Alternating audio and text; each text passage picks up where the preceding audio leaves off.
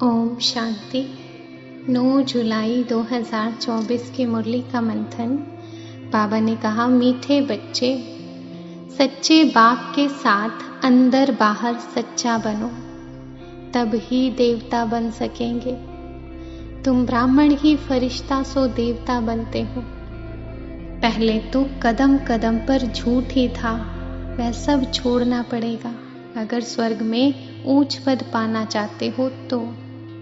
भल स्वर्ग में तो बहुत जाएंगे, परंतु बाप को जानकर भी विकर्मों को विनाश नहीं किया तो सजाएं खाकर हिसाब किताब चुकतू करना पड़ेगा, फिर पद भी बहुत कम मिलेगा। प्रश्न, इस ज्ञान को सुनने व धारण करने का अधिकारी कौन हो सकता है? उत्तर, जिसने ऑल राउंड पार्ट बजाया है, जिसने सबसे जास्ती भक्ति की है, वही ज्ञान को धारण करने में बहुत तीखे जाएंगे, ऊंच पद भी वही पाएंगे। तुम बच्चों से कोई पूछते हैं, तुम शास्त्र को मानते नहीं हो? तो बोलो, जितना हमने शास्त्र पढ़े हैं, भक्ति की है, उतना दुनिया में कोई नहीं करता। हमें अब भक्ति का फल मिला है, इसलिए अब भक्ति की दरकार नहीं। भर ड्रामा के प्लान अनुसार स्वर्ग की स्थापना बाप कर रहे हैं, परंतु बाप कहते हैं, मैं स्वर्ग को देखता नहीं हूँ। जिन्हों के लिए है वही देख सकते हैं। तुमको पढ़ाकर फिर मैं तो कोई शरीर धारण करता ही नहीं हूँ, तो बिगर शरीर के कैसे देख सकूंगा?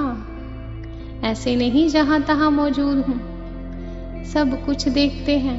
नहीं, बाप सिर्फ देखते हैं तुम बच्चों को, जिनको गुलगुल फूल बनाकर याद की यात्रा सिखलाते हैं। राजधानी स्थापन हो रही है पुरुषोत्तम संगम युग पर।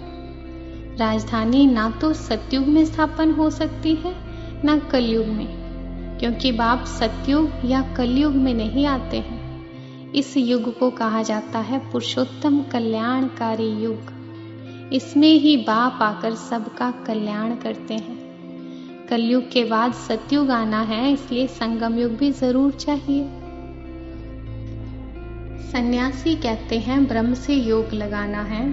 अब ब्रह्म तो बहुत बड़ा लंबा चौड़ा है। जैसे आकाश में स्टार्स देखने में आते हैं, वैसे वहां भी छोटे छोटे स्टार मिसल आत्माएं हैं। वह है आसमान से पार, जहां सूर्य चांद की रोशनी नहीं। तो देखो कितने छोटे छोटे रॉकेट तुम हो। तब बाबा कहते हैं, पहले पहले आत्मा का ज्ञान देना चाहिए। वह तो एक भगवान ही दे सकते हैं। ऐसे नहीं सिर्फ भगवान को नहीं जानते हैं, परंतु आत्मा को भी नहीं जानते हैं।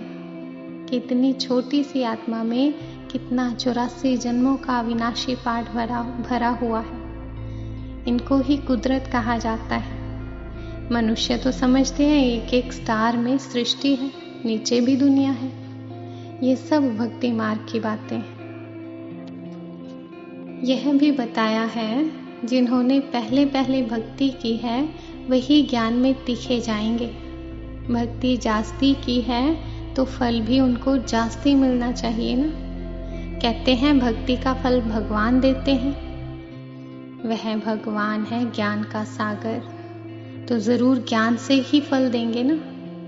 भक्ति के फल का किसको भी पता नहीं है। भक्ति का फल है ज्ञान, जिससे स्वर्ग का वर्षा सुख मिलता है। तो फल देते हैं, अर्थात नरकवासी से स्वर्गवासी बनाते हैं। कौन बनाते हैं? सिर्फ एक बाप। नास्तिक उनको कहा जाता है जो ना तो बाप को, ना रचना के आदि मध्य अंत को, ना ड्यूरेशन को जानते हैं। इस समय तुम आस्तिक बने हो, सब बातें जानते हो। जो बात एक सेकंड में होती है, वह फिर दूसरे सेकंड में नहीं होती। ड्रामा में टिक टिक होती रहती है। जो पास्ट हुआ चक्र फिरता जाएगा। जैसे बायोस्कोप होता है, 2 घंटे या 3 घंटे बाद फिर वही बायोस्कोप हूबहू रिपीट होगा। मकान आदि तोड़ डालते हैं फिर देखेंगे बना हुआ है। वही हूबहू रिपीट होता है, इसमें मूंझने की बात ही नहीं है। यह भूल और अभूल का खेल है। वरदान: ईश्वरीय रस का अनुभव कर एक रस स्थिति में स्थित रहने वाली श्रेष्ठ आत्मा भव।